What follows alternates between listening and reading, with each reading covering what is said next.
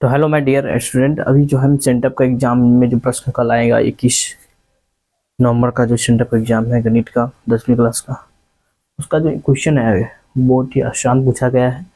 आसान तरीके से इसको सॉल्व कर सकते हैं। देखिए, द्विघात बहुपद आपको इस प्रकार से दिया रहेगा, तो उसको आपको लिख लेना कि दिया है x² - x -4, जिसमें a का जो मान है वो 4 है, b यहाँ पर दिखिएगा तो -1 और c है -4। हमें शून्य का योग और शून्य का गुणनफल ज्ञात करना है। ओके, यहाँ लिख सकते हैं शून्य को का योग यानी कि alpha plus beta minus B by A होता है। तो b जो मान है वो माइनस प्लस 1 हो जाएगा और a का मान 4 है। फिर शून्यकों का गुणनफल यानी alpha into beta C by A होता है। तो सी का मान है आपको -4 और ये है +4, कट गया तो -1 आ जाएगा।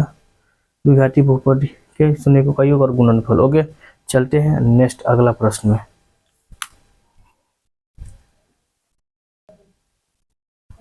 अब आ जाते हैं अगला प्रश्न। दूसरा प्रश्न क्या कह रहा है?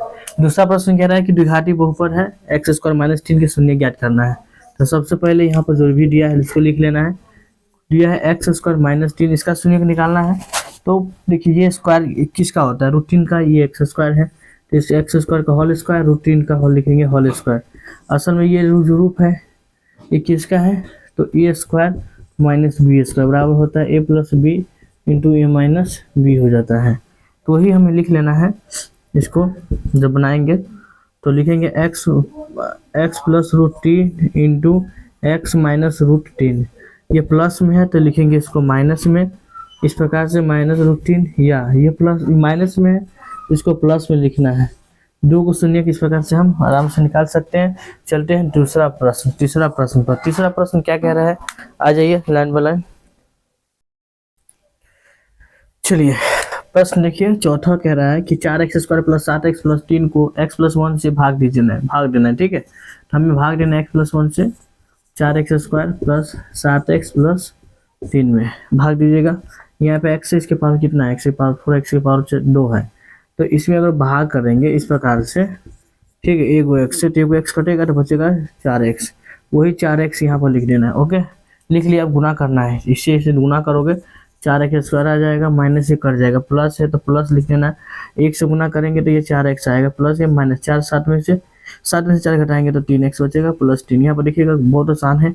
सबसे पहले यहाँ पर देखिएगा 3 है, ठीक है, x भाग लगाएंगे कट जाएगा, बचेगा कितना? 3 बचेगा। 3 से गुना करना है, 3x आ जाएगा, 3 कम कितना आ जाएगा? 3। यहाँ पर देखिए प्लस है तो माइनस लिखिए, कट जाएगा, प्लस है तो माइनस से कट जाएगा, यानी कि इसका जो भागफल आ जाएगा 4x + 3 आ जाएगा और शेषफल जो है 0 आ जाएगा। ओके, इस प्रकार से हम इसका आराम से भाग निकाल सकते हैं, भाग दे सकते हैं। चलते हैं 5वां प्रश्न पर।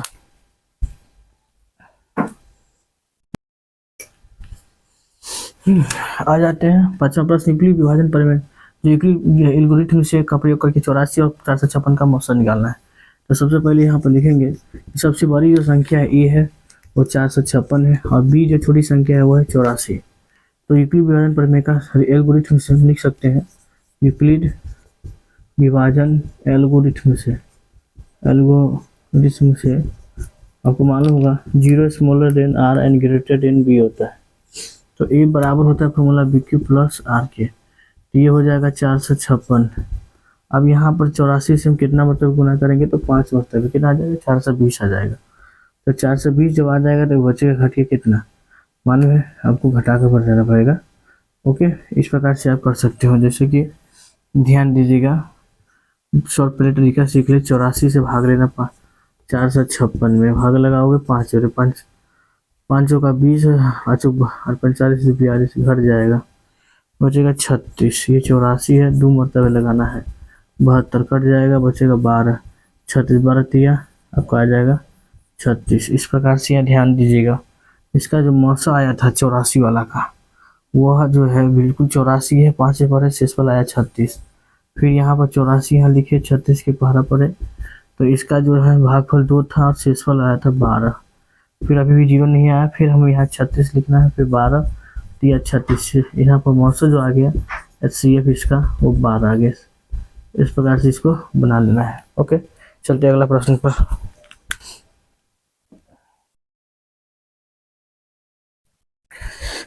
चलिए आ जाते हैं अगला प्रश्न। क्या रहा, गुणनखंड निकालना है इसका। बहुत ही आसान है। सबसे पहले आपको यहाँ दिया गया, इधर से इसमें आप गुना करोगे आप, ठीक है। जब गुना आप करोगे, ये देखिए 13 है, ये कितना है 7 है। जब इन दोनों गुना होगा 13 सत्ते कितना हो जाएगा, इससे रूट से रूट कट जाएगा, 7 बचेगा, 13 सत्ते 91 आएगा। आएगा तो रूट 7y के स्क्वायर, ये 6y है, हमें लाना है। तो गुना किए तो 91 आया। 91 का एलसीएम जो करोगे तो 13 सत्ते होता है 91। 13 में से यदि हम 7 घटा देते हैं तो 6y बचेगा। ये 13 रूट 7 हो गया। इन दोनों में हमें कॉमन ले लेना है, ये ठीक है। इन दोनों में कॉमन लेना। कॉमन देखिए दोनों में क्या है, उसका प्लस में लिखो, क्योंकि हटा कर लाना है तो एक आप कर सकते हो प्लस वाई 6 कर लेना है। 6 नहीं 7 घटाएंगे हम, 7y और माइनस 13 जो हो जाएगा इसका हो जाएगा। ओके, अब क्या कर लेना है, इसको कॉमन दोनों में आप ले सकते हो। दोनों में कॉमन देखिएगा, अगर इसमें कॉमन दोनों में y भी है कॉमन और रूट 7 तो कॉमन है, क्योंकि दोनों में है। इधर एक रूट 7 निकालिए तो y बचेगा, प्लस इधर जो है यहाँ ध्यान दीजिएगा y कॉमन है तो बचेगा, 7 निकल गया तो रूट 7 बचेगा, माइनस यहाँ ध्यान दीजिएगा ये 13 कॉमन है, माइनस कॉमन ले लिए हैं तो y और प्लस रूट 7 बचेगा। ठीक है, इस प्रकार से आपका जो है शून्य गुणनखंड हम निकाल सकते हैं। रूट 7y माइनस 13 इंटू आ जाएगा y प्लस रूट 7। इसको अगर पूरा तोड़ के निकालोगे तो रूट 7 माइनस 13 बराबर 0 या y प्लस रूट 7 बराबर 0, यानी कि निकाल सकते हो y बराबर प्लस में, एक गुना में तो भाग में। फिर इसको भी आप लिख सकते हो, प्लस में है तो माइनस में लिख सकते हो। इस प्रकार से गुणनखंड कर सकते हो, बहुत ही आसान है। ओके, चलते हैं अगला प्रश्न। चलिए अगला आ जाते हैं प्रश्न पर। प्रश्न कह रहा है 25, 28, 31, 100 का योगफल ज्ञात करना है। ठीक है, बहुत ही आसान प्रश्न है। आपको क्या करना है, जो भी प्रश्न आपको दिया रहा है उसको नोट कर लेना है पहले। 25 plus 28 plus 31 plus dot dot dot plus 100 का योगफल जो है आपको ज्ञात करना है। का योगफल ज्ञात करना है। सबसे पहले इसमें हम क्रॉस लगा लेंगे, 25, 28, 31 डॉट डॉट डॉट लास्ट जो है 100 है। प्रथम पद जो आपको मिल गया 25 मिल गया, डी का मान जो आ गया 28 में से घटा देंगे 25 को, बचेगा 3। इसमें एन का जो मान हो गया आपको 100 हो गया। हमें एन का मान जो है ज्ञात करना है, तो सबसे पहले प्रश्न से ही हम लोग ज्ञात करेंगे। प्रश्न से एन बराबर जो है आपको ए प्लस एन माइनस 1 इंटू होता है डी। एन कितना दिया है वो देखना है, वो 100 है। ए का मान जो है 25 है और एन का मान हमें निकालना है। डी का मान आपको जो दिया हुआ है वो 3 है। तो यहाँ ध्यान दीजिएगा, ये 100 हो गया, ये 25 से गुना करेंगे इससे 3n आएगा, ये 3 आएगा। ओके, अब हम देखो इसको में से इसमें से इसको घटाएंगे या इसको इस साइड ले आते हैं तो ये माइनस 3n हो जाएगा। 25 में से 3 घटाएंगे तो 22। ठीक है, ये हो गया 22। अब 22 में से 100 को घटा देना है, तो 22 में को घटाएंगे तो 88 आ जाएगा। ठीक, ये 88 नहीं 78 आ जाएगा। तो माइनस 3n बराबर माइनस 78, माइनस माइनस कर देना है। तो ये करने के बाद आपका जो n का मान जो आएगा, n का मान कितना आ जाएगा। ठीक है, तो 78/3 है ना, 3 दूनी 6, 3 छक 18, n का आपका 26 आ जाएगा। आपको निकालना है योगफल। एस एन का फॉर्मूला होता है n/2 an प्लस ए होता है। तो एन का मान 26 आया है, बट्टे में 2, एन आपका 100 है, ए का प्रथम पद जो है 25 है। प्रथम पद यहाँ देख रहे हैं 25 है।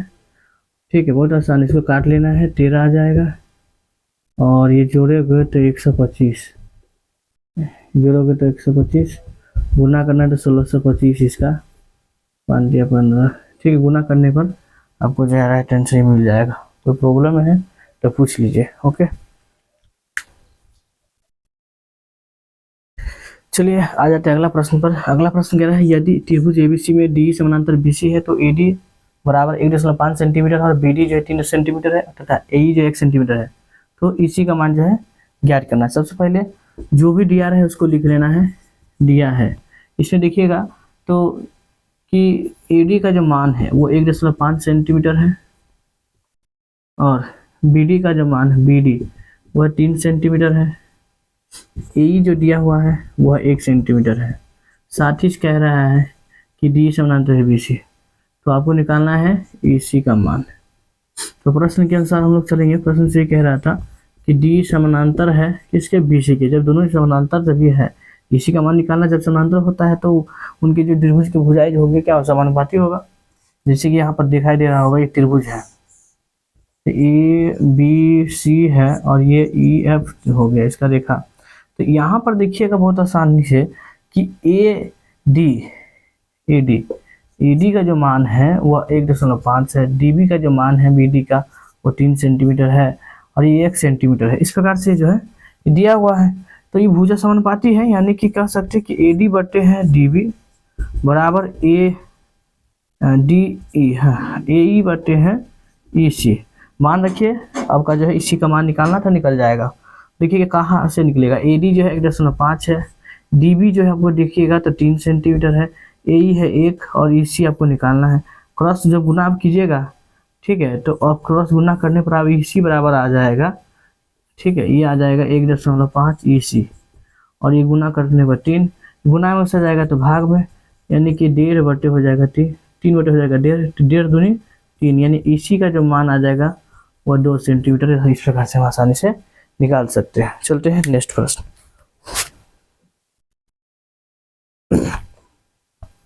चलिए 10वां प्रश्न देखते हैं। एक त्रिभुज है एबीसी। तो इस प्रकार से आपको त्रिभुज ले लेना है ए बी सी, जिसमें बी डी लंब है। देखिएगा ए डी लंब है, ए डी लंब ले लिए हम बी सी पर। तो सिर करना है ये ए बी के स्क्वायर प्लस सी डी के स्क्वायर बराबर A C square plus B D का स्क्वायर। तो बहुत ही आसान है। सबसे पहले आपको जो भी दिया रहा है उसको तो नोट कर लेना है। सीड आपको क्या करना है वो लिख लेना है। सीड करना है, हमें सीड करना है कि A B square plus C D square बराबर ए सी के स्क्वायर प्लस बी डी के स्क्वायर। इतना सा मतलब रखना है। प्रश्न आ जाना, प्रश्न से समकोण त्रिभुज देखिए, इस साइड है भी समकोण त्रिभुज है, इस साइड भी समकोण त्रिभुज लंब है। तो ओके, तो यहाँ पर समकोण त्रिभुज ले लेना है। त्रिभुज देखिए ए डी बी में, समकोण त्रिभुज ए डी बी में देखिएगा, ए डी बी में यहाँ पर ये कर्ण है आपका कौन, ए बी का स्क्वायर, और इधर देखिए आधार जो है एक है ए डी का स्क्वायर और यहाँ देखिए बी डी का स्क्वायर एक है, एक ए डी है एक है बी डी का स्क्वायर। ये समीकरण हो जाएगा एक। फिर त्रिभुज ले लेंगे हम पुनः समकोण त्रिभुज इस साइड का ले लेंगे एडीसी में देखिएगा एसी कर्ण है इधर और लंब है एडी के स्क्वायर प्लस डीसी का स्क्वायर। ये ले लिए सीडी का या डीसी का, बात वही है, कोई कंफ्यूजन नहीं है, सीडी का स्क्वायर। ओके, ये समीकरण कितना हो गया 2। आप लिखेंगे समीकरण 1 और 2 से समीकरण है ना, 2 में से 1 को क्या करने पर, घटाने पर अब घटा देंगे, घटाने भी करता है। देखिएगा इसमें जो हम घटाएंगे, यहाँ ए बी है और ये है ए डी है, समझे कि नहीं समझे।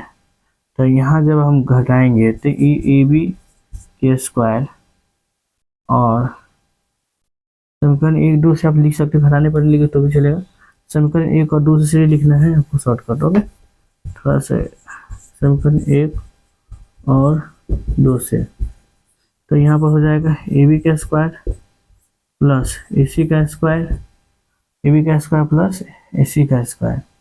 इधर देखिए इधर 4 वो है तो इसको भी हमें लिखना पड़ेगा, है कि नहीं। इधर ए डी है। ओके, तो इसको अगर मान लीजिए घटाते सही कर रहे हैं, घटा देते हैं तो ए बी का स्क्वायर, यह है ए सी का स्क्वायर, माइनस करना था, और इधर देखिएगा ए डी का स्क्वायर डी बी का स्क्वायर, ए डी का स्क्वायर सी डी का स्क्वायर, मान ली घटाने से कट जाएगा, लेकिन ये सब नहीं घटेगा। तो क्या आ जाएगा, ये बीच में प्लस है, बचेगा क्या है, ए बी के स्क्वायर प्लस ए सी का स्क्वायर, ये ना आएगा। और इधर में क्या आ जाएगा, ये तो माइनस है बीच में, इधर माइनस में आ जाएगा। ये भी है, ये भी क्या आ जाएगा, ए सी क्या आ जाएगा, प्लस माइनस माइनस। और यहाँ पर देखिए ये है डी बी का स्क्वायर को बच गया, माइनस हो गया सी डी का square. Okay, minus C D का स्क्वायर आ गया। तो इधर ही माइनस में हो जाएगा तो प्लस में हो जाएगा। डी बी यहाँ पर देखिएगा, सी डी माइनस में से प्लस में, तो इधर हो जाएगा ए बी का स्क्वायर और प्लस सी डी का स्क्वायर। ओके, यही आपको क्या करना था, प्रूफ करना था। तो ये आ जाएगा ए बी का square plus C D square, और उस साइड चला गया तो डी बी के स्क्वायर माइनस वाला प्लस में आ जाएगा ए सी का स्क्वायर। यही हमें प्रूफ करना था। ओके,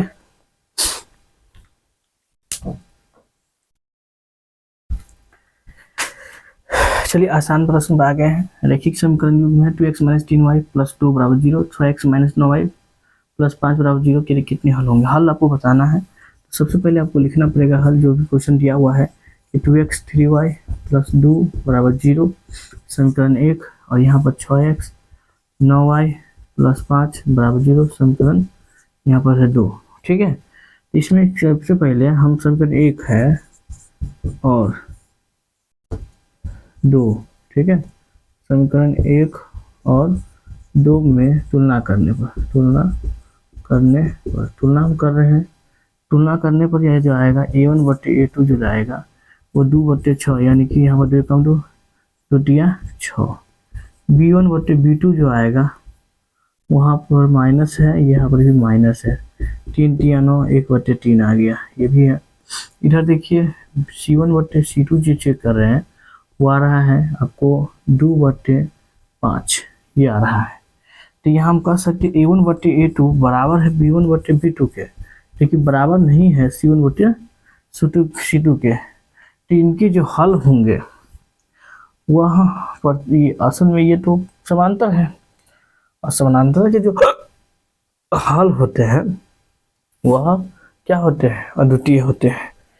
क्या होते हैं, अद्वितीय, सॉरी कोई हल नहीं होता है इसका।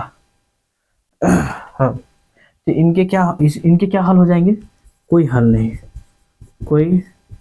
हल नहीं है।